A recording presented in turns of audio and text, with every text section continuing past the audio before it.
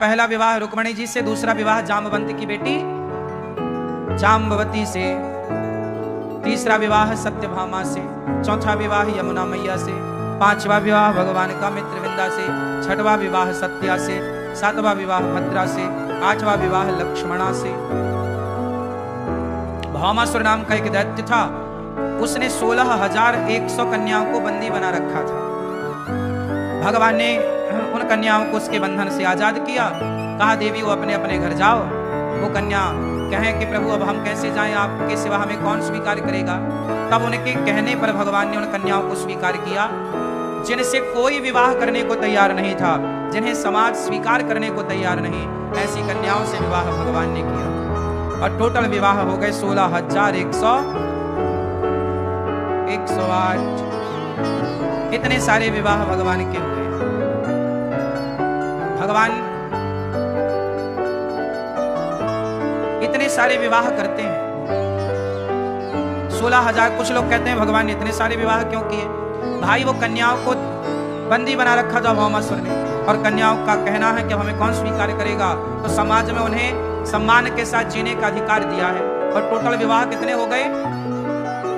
16,000 होती हैं वेद की ऋचाएं, वेद मंत्र, 108 होते हैं उपनिषद। तो भगवान ने 16,108 जो वेद और उपनिषद हैं, इनकी प्रत्येक मंत्र ऋचाओं के साथ भगवान ने विवाह किया। इसका तात्पर्य है कि वेद की प्रत्येक ऋचा मतलब प्रत्येक मंत्र परमात्मा तक पहुंचाने वाला है। प्रत्येक ऋचा की रक्षा पारक्षणे धातु से पति बनता है। जो रक्षा करे वो पति है। तो जो वेदों की रक्षा करें वो पति है। तो वेद मंत्र के पति कौन? रक्षा वेदों की भगवान ही करते हैं। इस आधार से भगवान की 16,108 पत्नियां हैं जो रक्षा करें। और वैसे भी भगवान की पत्नियां 16,108 तो हैं, पर और भी हम सब कौन हैं? हम सबके प्राणों के पति कौन हैं? भगवान। हम सबके प्राण किसके आश्रित हैं? तुम हो एक अगोचर सबके प्राणपति। सबके प्राणों के पति भगवान। तो भगवान सबके पति हैं। केवल गोपियों के पति थे 16,108 पत्नियां थी, ऐसा नहीं। हम सबके पति भी भगवान ही। पति का अर्थ क्या होता है? जो रक्षा करे, जो पालन करे, जो पालन करे, जो रक्षा करे वो पति। तो भगवान हम सबके पालनहार हैं। किस किस के पालनहार भगवान है? तो पालनहार को क्या बोलते हैं? बोलो। पति।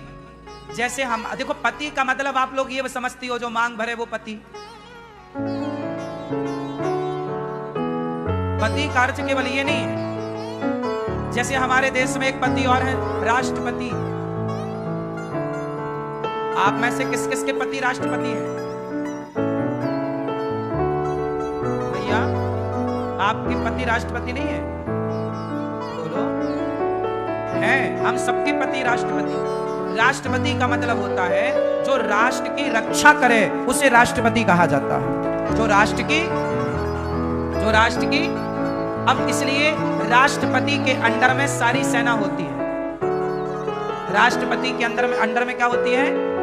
जितनी सेना है वो सारी किसके अंडर में है? तो राष्ट्रपति जो है वो राष्ट्र की रक्षा करता है, इसलिए उसे राष्ट्रपति कहते हैं। उपराष्ट्रपति जो राष्ट्रपति के समीप रहे, पास रहे, राष्ट्रपति की अनुपस्थिति में वह कुछ निर्णय ले सके। एक से भले दो, जो राष्ट्रपति के समीप रहे वो उपराष्ट्रपति। आया ना? तो राष्ट्रपति उपराष्ट्रपति क्या है? ये पति ही तो है। पति मतलब पालनहार। अब भाई देश का पालन कैसे होगा? सुरक्षा चाहिए ना आतंकवादियों से, अन्य देशों से। तो हमारी सेना बिल्कुल तैयार रहती है। तो जो रक्षा कर रहे हैं वो राष्ट्रपति। तो भगवान सबसे बड़े रक्षक हैं। आपके प्राणों की रक्षा कौन कर रहा है? सबसे बड़े रक्षक तो भगवान है। पेट में 9 महीने बच्चा था, उसके मां के पेट में 9 महीने तक उसके प्राणों की रक्षा किसने करी? उतनी सी जगह में बच्चा अंदर था। सांस कहां से मिल रही होती है उसको बताओ। कैसे वो सांस ले रहा होता है? एक झिल्ली के अंदर होता है, पानी के अंदर बच्चा। सोचो पानी के अंदर हमें डाल दिया जाए, मर जाएंगे। पैदा हो, बच्चे को पानी में डाल दो, मर जाएगा, लेकिन पानी में 9 महीने तक पानी के अंदर रहा। हाँ या ना? माँ के गर्भ में, गर्भाशय में एक झिल्ली होती है, उसके अंदर वो पैक होती है, उसके अंदर बच्चा होता है, वो पानी से भरी होती है। बोलो हाँ। उसका पानी कम जाए तो डॉक्टर बोलते हैं पानी गिर गया या पानी कम हो गया, बच्चा खतरे में है। सोचो कि पानी में हम मर जाते हैं और बच्चा 9 महीने पानी में रहता है, तो बताओ उसके प्राणों की रक्षा किसने करी 9 महीने तक? बोलो भगवान ने। तो फिर भगवान जो रक्षा करने वाले हैं उन्हें पति कहा जाता है। तो भगवान सबके पति हुए कि नहीं? जो पालन करे, जो रक्षा करे, उसे पति कहते हैं। पारक्षणे धातु से पति बनता है, पारक्षणे धातु से पति। पत्नी भी रक्षा करती है, जो अपने पति को पतन से बचा ले वो पत्नी है।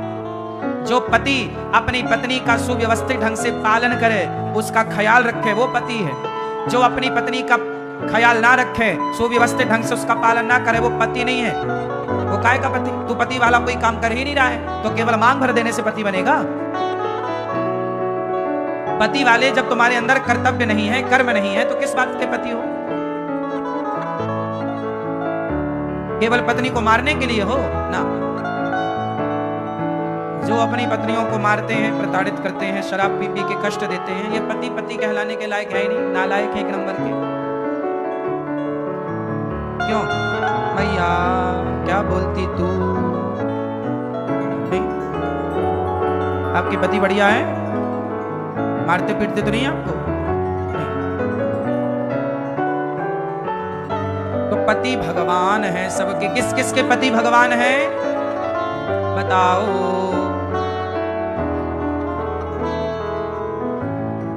हाँ, आपके पति कौन बेटा? अब देखो, आप लोगों ने पति का मतलब केवल वही टपोरी को समझ रखा है। आपको लगता केवल वही हमारा पति है, एक जिसने मांग भरी, मंगलसूत्र पहना है, वो ही पति। पति की परिभाषा समझते ही नहीं है ना? तो पति हम सबके कौन? भगवान। हमारा ये पति तो देखो बीच में मिलता है। जब हम 20 साल की हो जाती हैं, या 25 साल की, या 30 साल की जब लड़की हो जाती है, तब उसे जीवन साथी के रूप में एक पति मिलता है, पर वो भी कितने वर्षों के लिए? 25 साल बाद मिला। अब 25 साल 50 साल तक साथ रहेगा, तब तक आप बूढ़े हो जाओगे, फिर 2 में से 1 की छुट्टी हो जाएगी। तो ये वाला पति तो कुछ वर्षों का मेहमान है। 25 साल आपके साथ रहेगा, या 50 साल रह लेगा, या 70 साल रह लेगा, और क्या? क्यों भैया? आखिरी दम तक साथ में रहे, भगवान करे आप सबका सुहाग अमर रहे गंगा यमुना की तरह। फिर भी कितनी रहेगा? 100 साल से अधिक तो उम्र है ही नहीं किसी की, ज्यादा से ज्यादा। लेकिन मेरे पास अभी कुछ दिन पहले एक मैया आई थी, 120 साल की थी। कोई आश्चर्य नहीं है, जो अच्छे से खान पान को मेंटेन करेगा, बढ़िया खाएगा पिएगा, बढ़िया। बूढ़ी बूढ़ी माताएं, और वो अभी सोचो 120 साल की है और अपना सारा काम खुद करती है, ना चश्मा लगा, ना दांत गिरे, और ना तो सीढ़ी और चढ़ जाती है, और चलती अच्छे से, और 120 साल की है। मैं अभी कुछ दिन पहले ही आई थी, मैंने दर्शन किया। तो 120 साल की उम्र भी होती है, इसमें आश्चर्य। जितना बढ़िया आपका खान पान होगा, उतना लंबा आप जिएंगे, इसमें कोई आश्चर्य नहीं। पिज्जा बर्गर आप खाते हैं तो आप 70 से आगे जाने का सपना बिल्कुल ना देखिएगा। 60 में ही आप, बल्कि 55-60 के बीच में ही आप निपट जाओगे। यदि आप पिज्जा बर्गर चाउमीन खा रहे हैं तो 50-55 में ही आपकी कहानी पूरी हो जाएगी। आप बढ़िया घी खा रहे हैं, मक्खन खा रहे हैं, तब आप 100 तक पहुंचेंगे। बढ़िया खान पान है, फल ज्यादा खा रहे हैं, सैलेड ज्यादा खा रहे हैं, सलाद इत्यादि अच्छी चीजें ज्यादा खा रहे हैं, हेल्दी चीजें, खान पान का ख्याल रखते हैं, काम ज्यादा करते हैं। शरीर को आराम कम दीजिए, आराम दीजिए 8 घंटा आराम, बाकी शरीर को काम में लगाइए, थकाइए। जितना आप थकेंगे उतनी अच्छी नींद आएगी, नींद आएगी उतना अच्छा आप खाएंगे, भूख लगेगी। अब आप लोगों ने एक चीज देखी होगी, आप लोगों को भूख नहीं लगती, बिना भूखे आप टाइम होता है आप जाके खा लेते हैं। वो कड़ाके की भूख कम लगती होगी आप लोगों को, पर वो कड़ाके की भूख लगती है आप लोगों को। क्यों लगती है? आपको लगती है भैया? हाँ, आप अच्छी हो, आपको अच्छा भूख लगे। भूख जिसको लग रही है वो बड़े भाग्यशाली हैं बेचारे। अब आगे वो हैं जिनको भूख ही नहीं लगती, कुछ लोगों को भूख ही नहीं लगती, क्या करें? बच्चों को 10 साल 20 साल 25 साल 30 साल तक तो खूब भूख लगती है, जो खाए सब पच जाता है। लेकिन जो आप खाएंगे ना, इसका असर 50 55 60 के बाद दिखेगा। लड़कपन जवानी का खाया बुढ़ापे में दिखता है, पता है आपको? बुढ़ापे में आप खाना पाएंगे ज्यादा ना, बुढ़ापे में आप घी बचा पाएंगे ना मक्खन बचा पाएंगे। इसलिए जवानी में अच्छा खाओ। बच्चों को बढ़िया, ये बात बता देना बच्चों को, बढ़िया खाएं। पिज्जा बर्गर में कुछ नहीं रखा, सड़ी रोटी है। हाँ, भगवान के विवाह हुए। किसी को संदेह है कि भगवान ने इतने विवाह क्यों किए? क्यों भगवान ने 16,108 विवाह क्यों की? किसी को डाउट आपको है? क्यों आपको संदेह है भगवान ने विवाह क्यों किया? तो आप भी कर लो। हाँ, आप भी करो। कहो अपनी पत्नी से, अपनी माँ से, सुनो हमारा भी कराओ ब्याह। इतने सारे, एक में ही तो तुम्हारे बाल झड़े जा रहे हैं। भगवान ने इतने सारे विवाह किए, भामासुर को मारा भगवान ने। अच्छा, विवाह इतने हैं, पर भगवान का एक बात और समझ लो, जितनी पत्नियां हैं उतने रूपों में भगवान कृष्ण सबके साथ रहते हैं, ये लिखा हुआ है। अब 16,108 यदि पत्नियां किसी की हैं, तो यदि एक पत्नी से आज मिलेंगे तो आखिरी वाली पत्नी 16,108वें नंबर वाली का एक कब नंबर आएगा? सालों लग जाएंगे कि नहीं, है ना? यदि एक दिन एक पत्नी को देते हैं, एक दिन भी 24 घंटा एक पत्नी को दिया, माना कि तो 16,365 दिन का साल होता है। तो एक साल में तो 24 घंटा यदि देते तो 365 को ही ना दे पाते, तो बाकियों का नंबर तो ताउम्र ना पाता लगभग। जब आता आखिरी में तब तक बूढ़े हो जाते। लेकिन ऐसा नहीं था। जितनी पत्नियां थी उतनों के लिए भगवान ने सबके लिए महल बनवाए, और उतने रूप भगवान। किसी पत्नी को यह नहीं लगता था कि आप हमसे मिले हैं उनसे नहीं मिले, या उनसे मिल रहे हैं हमसे कम मिले। नहीं, उनसे भी उसी समय मिल रहे थे और इनसे भी इसी समय। इसलिए भगवान की 16,108 पत्नियों में 16,108 पत्नियों को 10-10 बेटा हुआ और एक बेटी हुई। हर टाइम साथ में थे भगवान। भगवान ने भी 16,108 रूप बनाए। रूप तो एक ही था, मतलब 16,108 अपने आप को बना लिया और सबके संग रहते हैं। किसी को ये नहीं लगता कि हमारे साथ नहीं। ये इंसान तो कर नहीं सकता था। जब राम अयोध्या आए वापस लंका से लौटकर 14 साल बाद, तो अयोध्या वासी आए राम के दर्शन, चलो मिले चलो मिले चलो मिले। तो राम को लगा कि इतने सारे लोग हैं अयोध्या के, मैं एक एक से मिलूंगा तो कब तक मिलूंगा। तो राम ने वहां पर जितने लोग आए उतने रूप बना लिए भगवान ने अपने, और सबसे ऐसे मिले, सबको ये लगा कि पहले हमसे मिले। सबको ये लगा कि पहले हमसे मिले, बाद में गए। ये मर्म कोई ना जान पाया, ये मर्म की बात थी। ऐसे ही श्री कृष्ण जितनी पत्नियां थीं उतने कृष्ण बन गए। जब रास हुआ था तब भी जितनी गोपियां थीं उतने कृष्ण बन गए थे। तो ये हम इंसान नहीं कर सकते। कुछ लीलाएं भगवान की असामान्य है जो ये बताती हैं कि ये भगवान है, ये भगवान ही कर सकते हैं, कृष्ण कोई मनुष्य नहीं। हाँ या ना? कृष्ण कौन है? जोर से कौन? कौन? भगवान। अब कोई आपसे पूछे कि कृष्ण भगवान है, उदाहरण दो, तो आप बोल देना कि भाई उनकी जितनी पत्नियां थी उतने रूपों में वो रहते थे, सबके साथ रहते थे। अब ये बताओ, तुम्हारे बाप में दम हो तो तुम कर लो। क्यों? कहां गए भैया? आप कर लो। हाँ, ये भगवान है साहब, भगवान ही कार्य कर सकते हैं। अपनी तुलना भगवान से ना करो। गंगा जल से सारे जल की तुलना नहीं हो सकती। क्यों जी? गंगा जल से क्या दूसरे जल की तुलना हो सकती है? नहीं। ऐसे भगवान से किसी और की तुलना, भगवान ने रुक्मणी जी से संवाद किया। फिर अनिरुद्ध भगवान के पुत्र हुए प्रद्युम्न, प्रद्युम्न के पुत्र हुए अनिरुद्ध। क्या नाम था भगवान के पोते का? जोर से, अनिरुद्ध। ये दास अनिरुद्ध भगवान का पोता है। भगवान हमें अपने पोते की तरह रखते हैं। सच कह रहे हैं बात। हमारे भगवान जी, हम कहते नहीं हैं पर महसूस करते हैं कि भगवान का विशेष प्रेम है। प्रभु ने स्वीकार कर रखा है। दादाजी को पोता बड़ा प्यारा होता है, इसलिए दास प्रभु बहुत प्रेम करते हैं। प्रेम ना करते तो इतनी बड़ी जिम्मेदारी भला भगवान क्यों देते? गौरी गोपाल आश्रम में इतनी सारी सेवाएं चल रही हैं, माताओं की सेवा से लेकर अन्य क्षेत्र की बड़ी बड़ी सेवाएं, ऐसी सेवाएं जो पूरे भारत की सेवाओं में सबसे बड़ी सेवा गौरी गोपाल जी की सेवा। उन सेवाओं में एक बड़ी सेवा अन्य क्षेत्र की सेवा। सबको भरपेट भोजन मिल रहा है, वृद्ध माएं 280 रह रही हैं, तमाम कितनी सेवाएं हैं।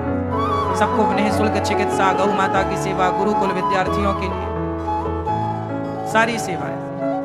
तो ये सेवा इतनी बड़ी कोई हम थोड़ी कर पाएंगे, कोई हमारे बस का थोड़ी है। ये तो भगवान ने जिम्मेदारी दी है और कर वही रहे हैं।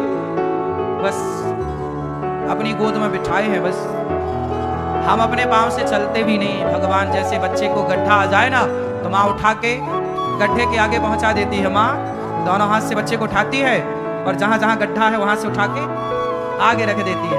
ऐसे प्रभु हमें उठा के चल रहे हैं, हम तो कहां चल पाए। ऐसे ही है भगवान की कृपा क्या होती है। कभी देखना है तो गौरी गोपाल आओ, प्रत्यक्ष रूप से आपको अनुभव करना पड़ेगा थोड़ा सा। जब आप गौरी को, अच्छा आप बताइए, आप लोग जब गौरी गोपाल आते हो और यहाँ की सेवाएं देखते हो तो क्या अनुभव होता है आपको? क्या लगता है आपको? कुछ महसूस नहीं करते आप? क्या महसूस करते हैं? यहाँ सेवाएं जब देखते हैं आप तो आपको नहीं लगता कि ये सेवा किसी इंसान के बस की कोई व्यक्ति नहीं कर सकता? तो फिर आपको क्या लगता है कौन करता है? भगवान। तो बताओ, मतलब प्रत्यक्ष रूप से गौरी गोपाल की सेवाएं इनडायरेक्ट भगवान ही संभाल रहे हैं ना? हाँ या ना? डायरेक्ट इनडायरेक्ट दोनों रूप में, बस हम और आप निमित्त बने बैठे हैं। तो ईश्वर की कृपा देखनी हो प्रत्यक्ष बरसती हुई तो आप गौरी गोपाल आइए, अपनी आंखों से देखिए और यहाँ की सेवाओं को हल्के में मत लीजिएगा। यहाँ की सेवाएं, आपको मैं बार बार एक चीज बता रहा हूं कि पूरे भारत की सबसे बड़ी सेवाओं में एक सेवा गौरी गोपाल आश्रम में होती है, पूरे भारत लेवल की। अब भारत, पूरी दुनिया में सबसे बड़ी रसोई कहाँ है? मैं लंदन गया तो वहां भी मैंने पूछा कि यहाँ कोई रसोई वगैरह चलती है? भाई लंदन में रसोई कहाँ चलेगी? वहां तो सब मांस भक्षी हैं। पर वहां भी जो अच्छे लोग हैं, भले लोग, वो फुटपाथ पर सोने वाले लोगों को देते होंगे भोजन। ठीक है, वो अपने स्तर से करते होंगे। हर देश में कुछ ना कुछ तो हर व्यक्ति अपने अपने ढंग से करते ही होगा। लेकिन पूरी दुनिया की सबसे बड़ी रसोई हमारे भारत में है जगन्नाथ जी की। सबसे बड़ी रसोई दुनिया की कहाँ है? जगन्नाथ जी की रसोई। फिर तिरुपति बालाजी की रसोई, तिरुपति सबसे बड़ी रसोई जगन्नाथ जी की, तिरुपति। फिर गोल्डन टेम्पल अमृतसर, चौथा एक जगह और फिर 5वें नंबर पर यह गौरी गोपाल जी की रसोई। और सबसे बड़ी बात यह है कि गौरी बाकी रसोइयों में तो शायद कुछ लोगों ने हमसे बताया कि कुछ शुल्क कहीं कहीं है, कहीं 10 रुपए का, कहीं 20 रुपए का, पर गौरी गोपाल आश्रम में शुल्क एक भी नहीं है, निःशुल्क है। और सब जगह एक चीज और है कि वहां खाने का टाइम निश्चित है कि आप इतने बज के इतने मिनट से आओगे तो जैसे 12 बजे से लेके 2 बजे तक, शाम को 7 बजे से लेके 9 बजे तक, सब जगह टाइम फिक्स है। अधिकांश जगह खाने का क्या फिक्स है? टाइम। लेकिन गौरी गोपाल आश्रम में आप सुबह 8 बजे आओ, 10 बजे आओ, 2 बजे आओ, 4 बजे आओ, 10 बजे आओ, रात के 11 बजे आओ, आपको पेट भर भोजन मिलेगा। यहाँ टाइम नहीं, दिन भर प्रसाद चलता। ये आपने नोटिस किया कि नहीं? गौर किया? हर जगह टाइम टेबल है। भाई खाने का टाइम होता ही 12 बजे से 2 के बीच में। लेकिन गौरी गोपाल आश्रम में सुबह 8 बजे से दिन भर रात्रि के 12 बजे 2 बजे रात को भी कोई आए तो उसे पेट भर भोजन मिलता है। ये सेवाएं कोई इंसान नहीं कर सकता। आदमी करेगा, 1 दिन कर सकता है, 2 दिन कर सकता है, 1 हफ्ता कर सकता है, 1 महीना कर सकता है, पर सालों से अखंड जस की तस सेवाएं चल रही हैं। आप में से कितने लोग हैं जो यहाँ 4-5 बार वृंदावन आए, या 2-3 बार? 2-3 बार आए। आप कितने लोग हैं जो 2 से अधिक बार वृंदावन आए? आप इतने लोग। तो बताओ, आप 2, 3, 4, 5 बार आए होंगे, तो जितनी बार आप आए होंगे उतनी बार आप यदि गौरी गोपाल आए होंगे तो उतनी बार आपको सेवा जस की तस दिखी है या अलग अलग दिखी है? बिल्कुल वही लाइन, वही भीड़, वही ताजा गर्म भोजन। ऐसा नहीं कि आप हैं तो आपको दिखाने के लिए यहाँ पे चल रहा हो, नहीं, नेचुरल है, हमेशा अखंड चलता। आप आओ, 1 साल बाद आना तो भी आपको सब इससे प्लस ही दिखेगा। अब ये जो रसोई सामने चलती है ना, अब ये रसोई बहुत जल्दी इस वाले आश्रम में शिफ्ट होने जा रही है, क्योंकि वहाँ जगह कम पड़ती है। अब चौकी जगह वहाँ थी ही नहीं और सेवाएं करनी थी तो मजबूरी थी करना है। अब यहाँ पे इस वाले आश्रम में बहुत जल्दी, मुझे विश्वास है कि आप लोग जब दोबारा आएंगे तो आपको गौरी गोपाल में और बहुत सारी चीजें बदली हुई दिखाई पड़ेंगी। यहाँ की सेवाएं, वहाँ से रसोई यहाँ आ जाएगी और यहाँ और आराम से आप बैठ के भोजन कर पाओगे। वहाँ पे लगभग 30,000 लोग यदि पर डे प्रसाद पाते हैं तो काफी देर तक आपको लाइन में भी खड़ा होना पड़ता है वहाँ, पर यहाँ ऐसी व्यवस्था रहेगी कि आपको लाइन में जरा ज्यादा देर खड़ा नहीं होना पड़ेगा, तुरंत आप आएंगे, आपको प्रसाद मिलेगा। अभी जगह छोटी है तो थोड़ा लाइन लगानी पड़ती है। तो देखिए, हम तो आप लोगों की सेवा में ही लगे हैं, दिन रात सोचते हैं तो केवल ये कि गौरी गोपाल में किस तरह सेवाएं। और ये जो सेवा है, हम तो नौकर हैं, हम भगवान जो आदेश करते हैं वो चलता है। यदि भगवान की इच्छा है कि यहाँ अखंड भक्तों को प्रसाद मिले तो भैया आप लोग भी यदि चाहो तो आप भी अपनी ओर से गौरी गोपाल भगवान का प्रसाद बंटवाओ कि आज हमारी ओर से आप भी अन्नदान कर सकते हैं। आप भी वृद्ध माओं के लिए भोजन दे सकते हैं, माओं के लिए रहने के लिए छाया दे सकते हैं। देखो, धन आज है हमारे पास, कल रहेगा इसकी गारंटी नहीं। क्यों? धन लक्ष्मी चंचल होती है। पैसा आज आप लोगों के पास है, इसलिए है तो उसका अच्छा उपयोग कर लो, सेवा से जोड़ दो। गौरी गोपाल आश्रम में आप, आज हमारे पास एक भैया आए, उन्होंने बोला महाराज जी हम एक कमरा बनवाना चाहते हैं वृद्ध माओं के लिए। हमने कहा बहुत अच्छा विचार है आपका। हमने पूछा क्यों बनवाना चाहते हैं? बोले हमारे पिताजी की तबीयत बहुत खराब है। हमने कहा तो? बोले हमारे पिताजी का मन है कि जब वो उनकी मृत्यु हो, और यदि मृत्यु हो गई और जीते जी उनका मन था कि वृंदावन में रहें, और वो जीते जी तो उनकी इच्छा पूरी नहीं हुई, पर उन्होंने, वो बीमार है, मतलब आखिरी सांस चल रही है, उन्होंने भेजा है कि जाओ गौरी गोपाल में एक कमरा बनवाओ। तो किसके लिए? वो बोले कि मेरा मन है कुछ दिन वृंदावन रहने का। बोले जीते जी तो नहीं रह सकता, पर अपने लिए रूम बनवा के जा रहा हूँ। वहां पर जो माताएं रहेंगी, कहीं वहां एक कोने में मैं भी रह के वृंदावन वास जीते जी तो मिला नहीं, चाह रहा हूं कि कमरा रहेगा तो प्रभु से प्रार्थना करूंगा कि प्रभु कुछ दिन का ही वास हमें पहले वृंदावन का दो, फिर मुक्ति करना, फिर मोक्ष देना। देखिए ऐसे भाव वाले लोग भी हैं। और आप एक बात याद रखिएगा कि गौरी गोपाल आश्रम में जब आप छोटा सा सहयोग करते हैं तो आपके पिता माता जो नहीं है वहां होंगे स्वर्ग में या अपने पितृलोक में, वहां से वो देख रहे होंगे कि आपने कितना बड़ा पुण्य का कार्य किया, कितने लोगों को आपने भोजन कराया, कितनी माओं के लिए आपने छाया का सहयोग कर दिया। वो वहां से आपको आशीर्वाद दे रहे होंगे और आपके किए पुण्य से उनकी भी सदगति हो रही होगी। ये पुण्य ही तो है। इसलिए आप जब अन्नदान करते हैं तो उसका फल केवल आपको नहीं मिलता, आपके बच्चों को भी और आपके पूर्वजों को भी उसका फल मिलता है। इसलिए सेवाओं से अपने आप को दूर ना कीजिएगा। हम ये नहीं कहते कि आप लाखों की सेवा करो, हम कहते हैं 1 रुपए की सेवा करो। 1 मुट्ठी नमक तो देने लायक होंगे ना आप। एक मैया मेरे पास आई 10 रुपए लेकर, बोले महाराज जी मैं 10 रुपए में अन्न क्षेत्र कराना चाहती हूँ, पर मेरे पास पैसा तो नहीं है, मैं 11,000 रुपए तो नहीं दे सकती आपको। मैंने कहा माँ कोई बात नहीं, कितना है? बोले 10 रुपए है, और मेरा श्रद्धा है मेरी कि मैं संतों को भोजन बंटवाऊं। मैंने कहा हो जाएगा, 10 रुपए बहुत होते हैं। बोला कैसे होगा? मैंने माँ के सामने ही 10 रुपए का नमक बुलवाया। और सुबह सुबह आई, उस समय दाल तैयार हो रही थी। नमक, मैंने हलवाई से कहा नमक मत डालना। मैया के हाथ से 10 रुपए का नमक बुलवा के मैया के हाथ से डलवाया। देख मैया तेरा नमक 10 रुपए का सारी दाल में पड़ गया, अब इसका स्वाद सब तक पहुंचेगा। भगवान जी को भोग लगेगा, वो भी नमक का स्वाद लेंगे, संत लोग खाएंगे वो भी।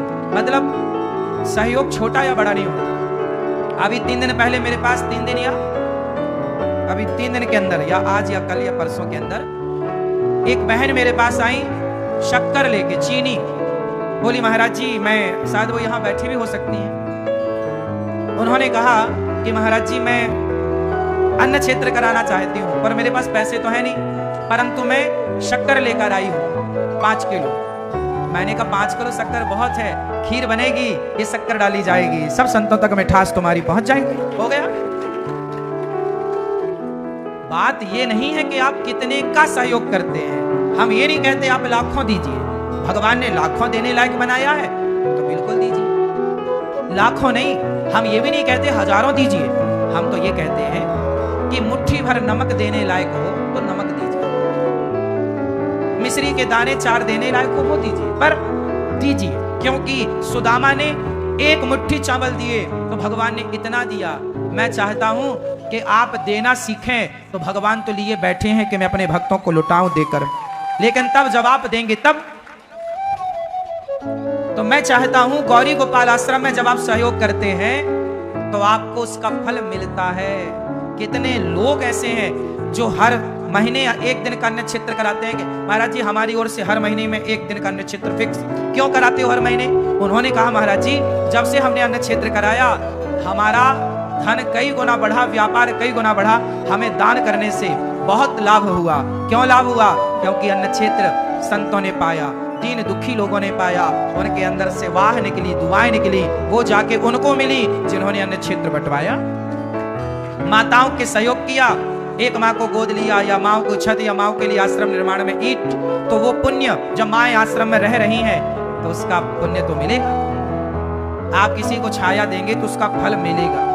इसलिए लोग अपनी श्रद्धा से करते हैं। आपसे मेरी प्रार्थना है, आपको केवल हम इसलिए बता रहे हैं कि आप करें, इसलिए क्योंकि आपके लिए भगवान तैयार बैठे हैं लेकर कि आप जरा सा दें तो भगवान आपको। सुदामा के लिए भगवान तैयार थे पर देर सुदामा ने लगाई। बताओ सुदामा ने चावल देने में देर लगाई या कृष्ण ने धन धान्य देने में देर लगाई? सुदामा दे करके वापस घर नहीं जा